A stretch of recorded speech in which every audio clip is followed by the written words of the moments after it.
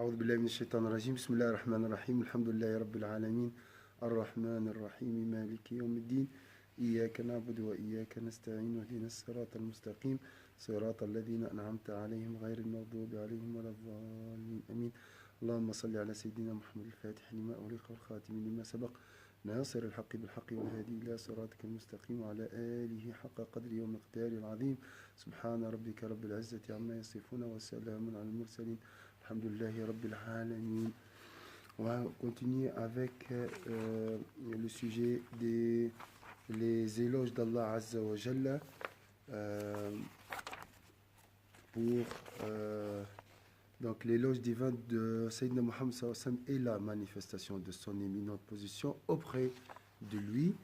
Alors, وروى أبو سعيد الخدري رضي الله عنه أن النبي صلى الله عليه وسلم قال آتاني جبريل عليه السلام فقال إن ربي وربك يقول تدري كيف رفع ذكرك قلت الله ورسوله أعلم قال إذا ذكرت معي. Alors, de même, Abu Saïd al-Khudri, la page 39.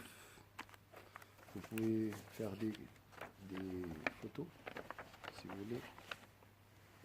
39, 34, 40.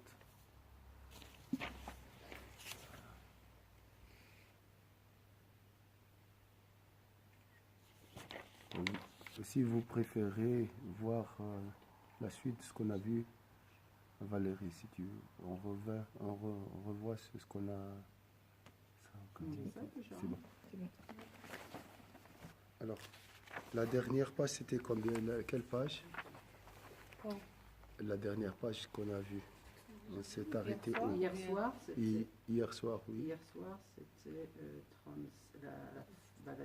la fin de 36. Ça c'est l'huile, ça c'est bien ça. Alors je vais revenir. Comme ça. Je prends encore une autre photo. 37, hein? 37. Voilà, là on commence. Voilà, hier 37. soir, on s'est arrêté Voilà, fin 36. 37. Alors 37. Et la dernière chose que vous avez. Oui, Rahmatan. Oui, Samarqandi. Je vois. Alors, وقال السمرقندي رحمة الله رحمة للعالمين يعني للجن والإنس. Selon As-Samarqandi, l'expression une miséricorde pour les mondes s'adresse à la fois aux djinns et aux humains. Page 36. L'avant-dernière paragraphe.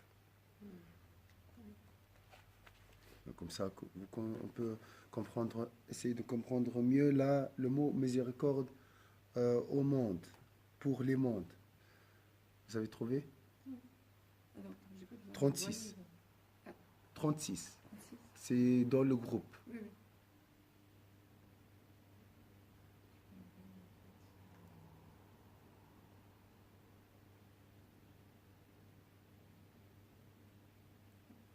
D'accord? Alors, selon As-Samarqandi, vous avez tous trouvé, toutes trouvé? Oui. Françoise, 36. 36 là, vers la fin. L'avant-dernière pareil. Où c'est marqué selon. D'accord? Alors, selon As-Samarqandi, l'expression une miséricorde pour les mondes s'adresse à la fois aux djinns et aux humains. Qila li jami' al-khalq, une autre version. L'on a dit aussi qu'il est une miséricorde pour tous. Lil mu'mini rahmatan bil hidayah, pour les croyants par la guidance. Wa rahmatan lil munafiqi bil amani min al qatl, pour l'hypocrite par l'assurance contre l'exécution. Donc, Allah, le prophète sallallahu alayhi wa sallam a protégé les hypocrites. Tu n'as pas le droit de dire les hypocrites. Voilà, la liste elle est chez Hudayfa ibn al-Yaman. Ça, c'est une protection pour eux. Personne ne peut accuser une autre personne d'hypocrisie. Pourquoi? Il attend le prophète sallallahu alayhi wa sallam le repentir. Il veut les aider à faire le repentir. Deuxième chose, il les a considérés comme ses compagnons. On sait que les hypocrites occupent le degré le plus inférieur de l'enfer. Alors, pour l'hypocrite par l'assurance contre l'exécution et pour l'impie par l'ajournement du châtiment. Wa rahmatan lil kafiri bi ta'khiri al-'adhab. Donc, parce que le prophète était parmi les Quraysh. C'est pour ça qu'ils n'ont pas été châtiés par les cris, par les tremblements de terre, par les inondations, par voilà, c'est ça l'ajournement de châtiment.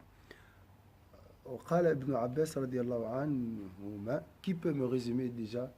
Est-ce qu'on peut éteindre, ma soeur, juste la lumière, s'il te plaît?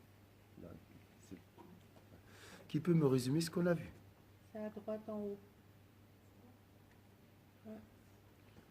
Miséricorde pour les univers, pour les mondes. Qu'est-ce que vous avez retenu? Il est une miséricorde pour les adresses pour tout, donc les humains comme les djinns. En plus de ça, les croyants comme les hypocrites. Et les impies. Pour toute la création. Pour toute la création. Une plante, animaux, tous. قال ابن عباس رضي الله عنه هو رحمة للمؤمنين والكافرين إذ عوفوا مما أصاب غيرهم من الأمم المكذبة. Ibn Abbas dit, il est une miséricorde pour les croyants et les mécréants, car il les a prévenus en leur montrant la fin des autres communautés impies. Donc Salah la nation de Salah était exterminée par le cri, par voilà, chaque Nuh avec chaque communauté qui s'est opposée à son prophète a reçu un châtiment, sauf la nation de Sayyidina Muhammad sallallahu alayhi wa sallam, mécréants et incroyants. Voilà. Miséricorde pour l'univers, ça veut dire miséricorde pour les djinns, les mécréants, les croyants, les hypocrites, toutes les créatures. وحكي أن النبي صلى الله عليه وسلم قال لجبريل عليه السلام هل أصابك من هذه الرحمة شيء؟ قال نعم كنت أخشى العاقبة فأمنت لثناء الله عز وجل عليه بقوله ذي قوة عند ذي العرش مكين مطاع ثم أمين. On rapporte également que le prophète sallallahu alayhi wa sallam a demandé à l'archange Gabriel, que la paix soit sur lui, as-tu obtenu une quelconque part de cette miséricorde? Parce que c'est une miséricorde pour l'univers, y compris Sayyidina Jibril. Sayyidina Jibril répondit oui, je craignais l'issue finale, comme tout le monde.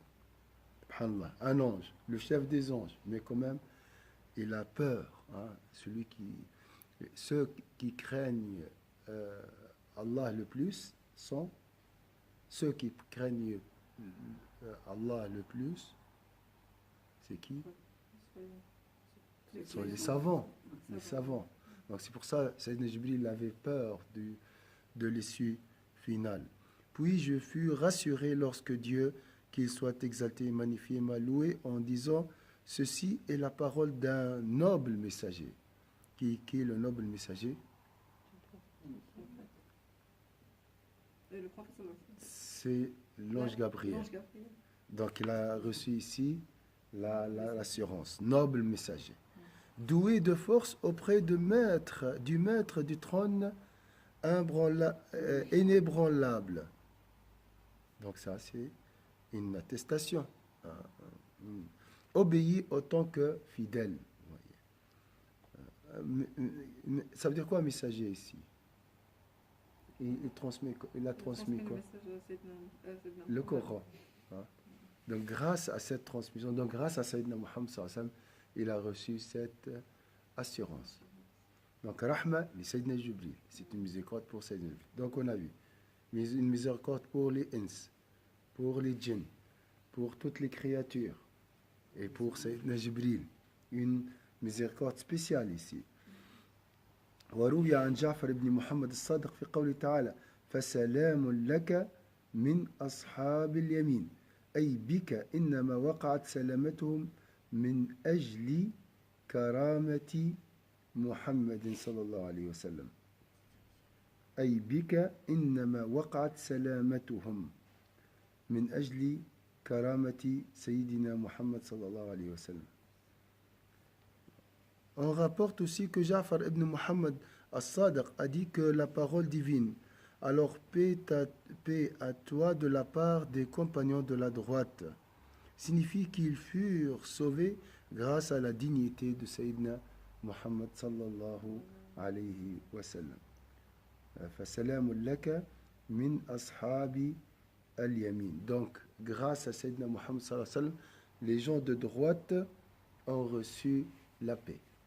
Donc, Sayyidina Muhammad sallallahu alayhi wa sallam est une paix pour les ins, les djinns, pour toutes les créatures, pour l'ange Gabriel et pour les gens de droite. أي بك إنما وقعت سلم. وقال الله تعالى الله نور السماوات والأرض. قال كعب الأحبار وابن جبير المراد بالنور الثاني هنا سيدنا محمد صلى الله عليه وسلم. وقوله تعالى مثل نوره أي نور محمد صلى الله عليه وسلم. Alors, Dieu, qu'il soit exalté, a dit également Dieu est la lumière des cieux et de la terre. Sa lumière est comparable à une niche où se trouve une lampe. La lampe est dans un verre. Le verre est semblable à une étoile brillante. Cette lampe est allumée à un arbre béni, l'olivier, qui ne provient ni de l'Orient ni de l'Occident, et dont l'huile est près d'éclairer sans que le feu la touche, lumière sur lumière. Dieu guide vers sa lumière qu'il veut. Et Dieu propose des paraboles. Dieu connaît toutes choses. Alors, selon Ka'b et Ibn Jubayr, le terme lumière employé dans la seconde phrase désigne Sayyidina Muhammad sallallahu alayhi wa sallam. Alors, lumière sur lumière, la lumière de Sayyidina d'Allah et la lumière de Sayyidina Muhammad sallallahu alayhi wa sallam. Deux lumières. Ashhadu an la ilaha illallah wa ashhadu anna Muhammadan Rasulullah. Tu ne peux pas recevoir une sans l'autre. C'est pour ça qu'on travaille maintenant l'amour de Sayyidina Muhammad sallallahu alayhi wa sallam. Est-ce que c'est clair ici? Voilà. Pour Sahl ibn Abdullah, ce verset signifie Dieu guide les habitants des cieux et de la terre. Or, la lumière de Sayyidina Muhammad, qui a cette qualité, lorsqu'elle était enfouie dans les reins de ses ancêtres, ressemblait à une niche. Voilà l'explication. Une explication de cette parabole. Par la lampe, Dieu désigne son cœur. Et par le verre, sa poitrine. Alors, par la lampe, Dieu désigne son cœur. Et par le verre, sa poitrine. C'est-à-dire finalement qu'il est semblable à une étoile brillante en raison de ce qu'il recèle comme foi et sagesse. Donc, vous voyez l'étoile brillante, c'est comme une lampe, un verre, et qui donne de la lumière. Est-ce que c'est clair ici? Alors, cette lampe est allumée grâce à un arbre béni. Sans regarder la suite, c'est qui l'arbre béni? Les ancêtres du prophète sallallahu alayhi wa sallam. Sayyidina Ibrahim. أي من نور إبراهيم عليه السلام. وضرب المثل بالشجرة المباركة وقوله يكاد زيتها يضيء أي تكاد نبوة محمد صلى الله عليه وسلم تبين للناس قبل كلامه كهذا الزيت. وقد قيل في هذه الآية غير هذا والله أعلم. Alors, cette lampe est allumée grâce à un arbre béni. Signifie alors qu'elle puise sa brillance dans la lumière d'Abraham. C'est compliqué. Alors, on va chercher. L'arbre, c'est quoi? Sayyidina Ibrahim. La lampe, c'est quoi? C'est le cœur de Sayyidina Muhammad. Le verre, c'est quoi? C'est la poitrine de Sayyidina Muhammad sallallahu alayhi wa sallam. Lumière sur lumière, la lumière d'Allah dans le cœur de Sayyidina Muhammad sallallahu alayhi wa sallam. Est-ce que c'est clair? Ou je répète? C'est clair? Alors répétez. L'arbre, Sayyidina Ibrahim. L'arbre. La lampe, le cœur. Le verre, la poitrine. La lumière sur lumière, la lumière d'Allah et la lumière de Sayyidina Muhammad. Est-ce que c'est clair jusqu'à maintenant? Alors, il y a un verset qui dit, dans le verset, c'est marqué, l'accident, voilà, est prêt d'éclairer sans que le feu la touche. Ça veut dire quoi? Près d'éclairer sans que le feu la touche. Tellement lumineuse que... On n'a pas besoin normalement de lire tout ça. Si on a le prophète sallallahu alayhi wa sallam, c'est bon. On n'a pas besoin de lire.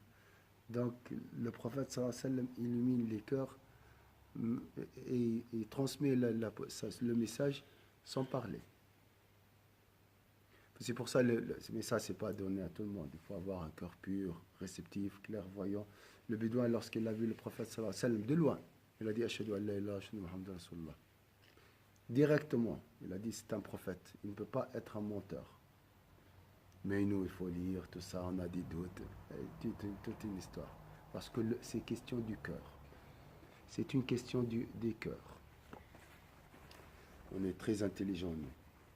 Pas comme les bédouins. Je me suis toujours interrogée sur ce verset. J'avais même eu de... Il y a mille interprétations. Les paraboles, c'est un océan. Hein. Les paraboles appartiennent au monde de dévoilement spirituel. Finalement, qu'il est semblable à une étoile brillante en raison de ce qu'il recèle comme foi et sagesse. Voilà. Quant à sa parole, dont l'huile est près d'éclairer, cela signifie que la lumière prophétique de Sayyidina Muhammad sallallahu alayhi wa sallam était tellement éclatante qu'elle demeurait telle une source évidente avant même d'être formulée expressement, comme l'huile qui est près d'éclairer sans que le feu la touche. Donc vous savez, avant il y a l'huile, il y a le fil, la mèche et tout. Alors, qu'est-ce que vous avez retenu de cette exégèse de ce verset? Sayyidina Muhammad est une lumière. Sa poitrine est comparée. La poitrine. Le cœur, il est dans la poitrine. Au vert. Et le cœur, c'est la lampe. C'est la lampe. L'arbre, l'huile, la lumière prophétique. La lumière prophétique. Si tu as reçu la lumière prophétique, tu n'as pas besoin. C'est bon. Tu vas juste prier sur le prophète. Tu vas comprendre tout. Tu vas comprendre tout, Inch'Allah. Donc cherchez cette lumière. Grâce à ce cours, grâce aux prières sur le prophète. Hein? Et cette lumière va attirer la lumière d'Allah Azza wa Jal. Les ablutions et la prière, toujours sont liés, les deux ensemble. Le récipient et le contenu, le contenant et le contenu. Donc imaginez la lumière d'Allah et la lumière du prophète. Imaginez juste l'image. Pour mettre quelque chose de propre dans un endroit, cet endroit doit être propre aussi, n'est-ce pas? Donc imagine la lumière d'Allah, le Coran, tout ça, hein, la parole d'Allah. Dans quel récipient Allah Azza wa Jalla va la mettre? Imaginez la pureté de ce récipient, hein, de la lumière de Sayyidina Muhammad sallallahu alayhi wa sallam. Lumière sur une lumière. Certes, l'on a proposé d'autres interprétations de ce verset, mais Dieu est plus savant. Ça, c'est une belle parole. Hein. Tous les savants pieux, humbles, finissaient leur livre par cette parole. Mais Dieu est plus savant. Alors, qu'est-ce qu'on a vu jusqu'à maintenant comme conception concernant la miséricorde du prophète sallallahu alayhi wa sallam ou concernant l'image du prophète sallallahu alayhi wa sallam dans nos cœurs? C'est une miséricorde pour les deux, pour le monde. Les mondes, on a trouvé quoi? Humain et jeunes. Humain, jeunes. Pour les croyants et les mécréants et les impies. Les hypocrites. Et les hypocrites. Oui. Pour l'archange. Pour l'archange, il y a une miséricorde spéciale. C'est une assurance. Hein.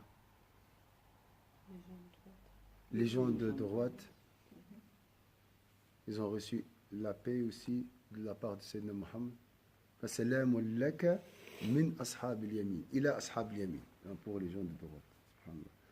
Sayyidina Muhammad sallallahu alayhi wa sallam est une lumière comparée à de l'huile qui éclaire sans feu. Sans feu. Après, on a parlé la lampe, la poitrine, le verre, Sayyidina Ibrahim, l'arbre, tout ça. Mais retenez juste le mot lumière sur lumière, ou bien lumière comparée à l'huile qui éclaire sans feu. Voilà. Mais finalement, donc la miséricorde, entre autres, la miséricorde du prophète Mohammed sallam, c'est lié donc au fait qu'il y ait lumière sur lumière, surtout.